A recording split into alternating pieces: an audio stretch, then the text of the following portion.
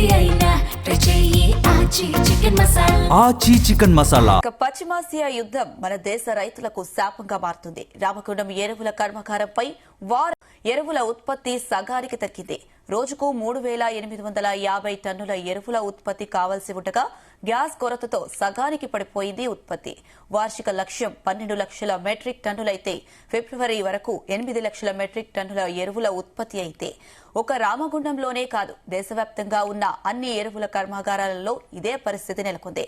ఇప్పటికే ఎరువుల కొరతతో రైతులు ఇబ్బందులు పడుతుండగా ఉత్పత్తి ఇంకా తగ్గడంతో ఆందోళనకరమైన పరిస్థితి రాబోతుంది. ఇదే అంశానికి సంబంధించి మరిన్ని అప్డేట్స్ మా ప్రతినిధి రాజు పటేల్ అందిస్తారు. ఎస్ రాజు పటేల్. అనుష, మనకు పశ్చిమాసియాలో జరుగుతున్నటువంటి యుద్ధము మన దేశంలో ఉత్పత్తి అవుతున్నటువంటి ఎరువులపై చాలా ఎఫెక్ట్ చూపిస్తుంది. దీంతో రైతులకు ఈ పశ్చిమాసియా యుద్ధం శాపంగా మారిందని చెప్పవచ్చు అనుష.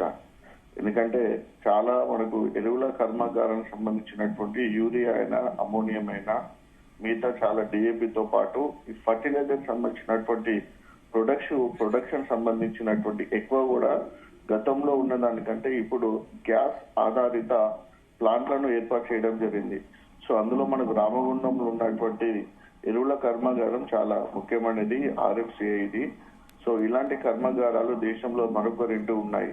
అంటే ఎరువుల ప్రొడక్షన్ సంబంధించినటువంటి ఫర్టిలైజర్స్ ఉత్పత్తి చేసేటువంటి కర్మాగారాలు ఏదైతే ఉంటాయో వాటిని గ్యాస్ ఆధారంగా నడవడానికి నిర్మించిండ్రు. అంటే గ్యాస్ ఉత్పత్తితోటి గ్యాస్ బేస్డ్ ఫర్టిలైజర్స్ కూడా ఇవ్వండి. దేశవ్యాప్తంగా 3 ఉన్నాయి. అందులో రామగుండం ఒకటి, మరొకటి మనకు జార్ఖండ్ రాష్ట్రంలో ఉంటుంది.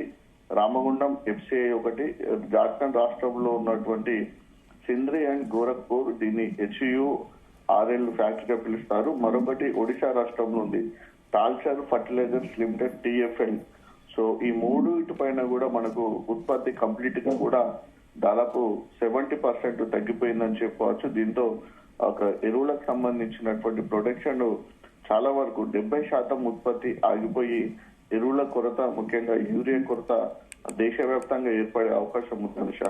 సో దీంతో ముఖ్యంగా మనకు రామగుండంలో ఉన్నటువంటి RFCL ఏదైతే ఉందో రామగుండం ఎరువుల కర్మాగారంలో కూడా చాలా వరకు అయితే గ్యాస్ కొరతతోటి ఎరువుల ఉత్పత్తి సగానికి తగ్గిందని చెప్పవచ్చు. ఎందుకంటే ఈ గ్యాస్ బేస్డ్ ఫర్టిలైజర్స్ కంపెనీస్ ఏవైతే ఉన్నాయో వీటన్నిటికీ కూడా మనకు అటు ఇరాన్ నుంచి మనకు ఎక్కువగా గ్యాస్ సప్లై అవుతుంది కాబట్టి అటు ఇరాన్ పై ఇటు ఇజ్రాయెల్, అమెరికా దాడులు, పశ్చిమాసియాలో జరుగుతున్నటువంటి ఈ యుద్ధం వలన అక్కడి నుంచి రావాల్సినటువంటి గ్యాస్ సప్లై ఎక్కువగా రాకపోవడంతో ఉన్నటువంటి గ్యాస్ స్టోరేజ్ కూడా క్రమక్రమంగా తగ్గుతూ ఉండటంతో ఎరువుల ఉత్పత్తి సగానికి తగ్గిందని చెప్పొచ్చు. రామగుండం ఎరువుల కర్మాగారంలో రోజుకు 3,850 టన్నుల ఎరువు ఉత్పత్తి కావాల్సి ఉండగా గ్యాస్ కొరతతోటి సగానికి పడిపోయింది. సో మనకు 1 year వార్షిక లక్ష్యము 12 లక్షల మెట్రిక్ టన్నులు అయితే ఫిబ్రవరి వరకు కేవలము 8 లక్షల మెట్రిక్ టన్నుల యూరియా ఉత్పత్తి మాత్రమే అయింది. సో చెప్పినట్టు రామగుండంలో కాదు దేశవ్యాప్తంగా ఉన్నటువంటి అన్ని ఎరువుల కర్మాగారంలో కూడా ఇదే పరిస్థితి నెలకొంది. సో ఇప్పటికే రైతాంగం, ముఖ్యంగా తెలంగాణ రైతాంగం అయితే యూరియా కొరతతోటి, ఎరువుల కొరతతోటి చాలా ఇబ్బందులు పడుతున్నారు. యూరియా కావాలంటే గంటల తరబడి లైన్ లో నిల్చుంటున్నటువంటి సిచ్యువేషన్ అయినా కూడా యూరియా దొరకడం లేదు. సో తెలంగాణ ప్రభుత్వం కూడా రైతులకు ఉన్నటువంటి భూమి ఆధారంగా, వేసినటువంటి పంట ఆధారంగా యూరియా కావాలనుకుంటే ఆన్లైన్ సిస్టమ్ పెట్టడం జరిగింది. ఆన్లైన్ లో మనకి ఎన్ని యూరియా బస్తాలు కావాలో అప్లై చేసుకున్న తర్వాతనే ఆన్లైన్ సిస్టమ్ దగ్గరికి మళ్ళీ ఎక్కడైతే మనకు ఎరువులు ఇస్తారో అక్కడికి ఆ షాప్కి వెళ్తేనే మాత్రమే యూరియా బస్తాలు దొరుకుతున్నటువంటి సిచ్యువేషన్ ఉంది. సో అలాంటి పరిస్థితుల్లో ఇప్పటికే రైతాంగానికి అయితే యూరియా కొరత చాలా ఎక్కువగా ఉన్నటువంటి పరిస్థితులలో ఇప్పుడు ఎరువుల ఉత్పత్తి, ముఖ్యంగా యూరియా ఉత్పత్తి అనేది తగ్గిపోవడం అయితే మరింత ఇబ్బంది కలిగిస్తుందని చెప్పవచ్చు. ఒక రకంగా రైతాంగానికి శాపం అని చెప్పవచ్చు. పంటలకు కూడా పూర్తి స్థాయిలో పంటలకు సంబంధించినటువంటి ఏదైతే యూరియా వేస్తేనే ఉత్పత్తి ఎక్కువ వస్తుందో అది కూడా దొరకని పరిస్థితి. ఇలాంటి పరిస్థితులలో రైతాంగం అయితే పూర్తి స్థాయిలో ఆందోళన చెందుతుంది. ఉత్పత్తి ఇంకా తగ్గడంతో ఆందోళనకరమైన పరిస్థితి రాబోతుంది. సో రాష్ట్రమే కాదు దేశవ్యాప్తంగా కూడా యూరియా కొరత అయితే ఇంకా ఎక్కువగా ఉండే అవకాశమే కనిపిస్తుంది. సో ఉత్పత్తి కనుక మరింత తగ్గిపోతే రైతులకైతే పంటలకైతే యూరియా బస్తాల కొరత ఇంకా మరింత తీవ్రతంగా ఏర్పడి పంట దిగుబడి అయితే సగానికి సగము తగ్గిపోయే అవకాశం ఉంది అనుష.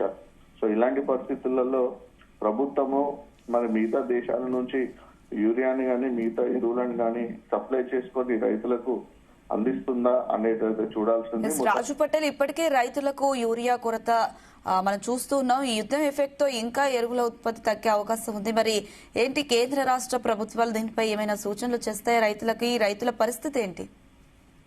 ఇక ప్రస్తుతానికైతే అనుష ఎలాంటి ఇటు తెలంగాణ రాష్ట్ర ప్రభుత్వం నుంచి అయినా అటు కేంద్ర ప్రభుత్వం నుంచి కూడా దీనిపైన అటు కేంద్ర రాష్ట్ర ప్రభుత్వాలు కానీ ఈ ఫర్టిలైజర్ సంబంధించినటువంటి మనకు శాఖలు కానీ అలానే వ్యవసాయ శాఖ నుంచి కానీ ఎలాంటి ప్రకటన అయితే ఇప్పటి వరకు చేయలేదు. ఎలాంటి సమావేశాలు కూడా ఇంటర్నల్ గా కూడా అధికారులతో కూడా నిర్వహించే పరిస్థితి.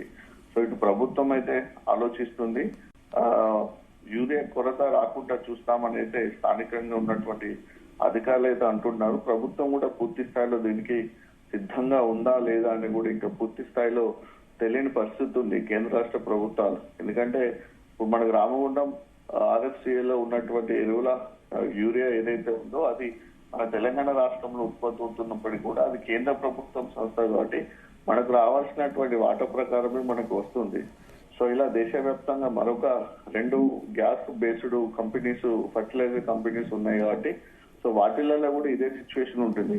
ఒకటి జార్ఖండ్ రాష్ట్రంలో ఉన్నటువంటి HURL కానీ అలానే ఒడిశాలో ఉన్నటువంటి TFL టాల్చర్ ఫర్టిలైజర్స్ లిమిటెడ్ కానీ సో ఈ రెండిట్లో కూడా అదే పరిస్థితి లేకుంది. సో గ్యాస్ బేస్డ్ ఫర్టిలైజర్స్ కంపెనీలో ప్రొడక్షన్ తగ్గిపోయింది కాబట్టి నాన్ గ్యాస్ బేస్డ్ అంటే గ్యాస్ బేస్డ్ లేకుండా కోల్ బేస్డ్ ఏదైతే ఉంటుందో మిగతా ప్రత్యామ్నాయ పద్ధతుల ద్వారా ఉత్పత్తి చేసేటువంటి ఎరువుల కర్మాగారాలు ఏదైతే ఉంటాయో వాటిలో ప్రొడక్షన్ అన్న ఎక్కువగా పెంచాల్సి ఉంటుంది. సో అది ఇప్పటికప్పుడు సాధ్యం కాని విషయం అనుష.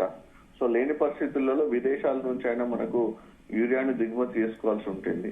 సో కాబట్టి రాష్ట్రాలకు సరిపడేటువంటి నిల్వలు ఇప్పటి వరకు ఎంత ఉన్నాయి, ఇవి ఇంకా ఎన్ని రోజుల వరకు సరిపోతాయని చెప్పవచ్చు. అయితే కాకపోతే ఏంటంటే ఇప్పుడు మనకి యాసంగి పంట కాబట్టి ఇప్పుడు ఎక్కువగా ఇప్పటికే మనకు వర్షాకాలం పంటలు అయితే పత్తి కానీ మొక్కజొన్న మిగతా మిర్చితో పాటు ఇంకా వరి పంటలకు ఎక్కువ అవసరం ఉంటుంది. కానీ ఇప్పుడు యాసంగి పంటలు ఎక్కువ కూడా ఆరుతడి పంటలు ఉంటాయి కాబట్టి కేవలం మనకి ఇప్పుడు వరి కోసమే ఎక్కువగా యూరియాను అందించాల్సి ఉంటుంది, యూరియా వేయాల్సి ఉంటుంది. సో ఇప్పటికిప్పటికే వరి పంటలకు సంబంధించినటువంటి ఎక్కువ మొత్తం ఆల్రెడీ 60% క్రాప్ కూడా ఎదుగుదలకు వచ్చింది కాబట్టి మరొక 20 రోజులు నెల రోజులు అయితే వరి పంటల కోతలు కూడా ప్రారంభమయ్యే అవకాశం ఉంది.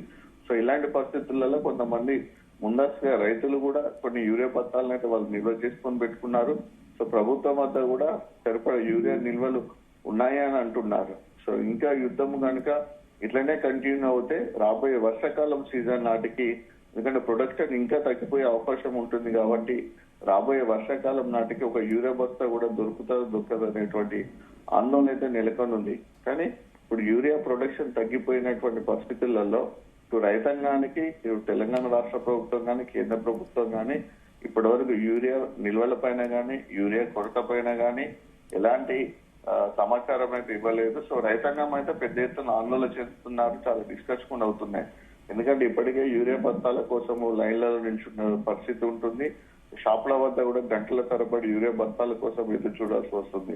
సో ఆన్లైన్ లో మనము నమోదు చేసుకుని అప్రూవల్ అయితేనే ఆ ఫర్టిలైజర్ షాప్ దగ్గరికి వెళ్ళి ఆన్లైన్ లో చూసి రైతులకు యూరియా బస్తాలు ఇస్తున్నారు, అంటే ఇప్పటి వరకు స్టాక్ ఉన్నంత వరకు.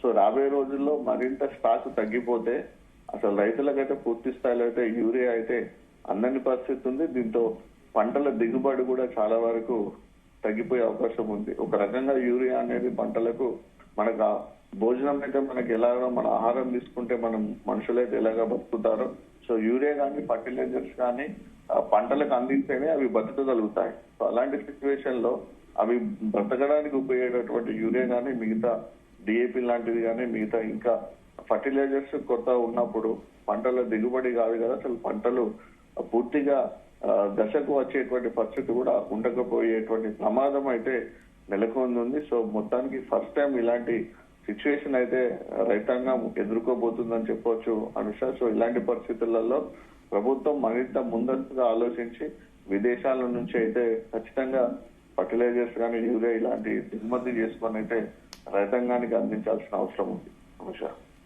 రైట్ రాజు పటేల్.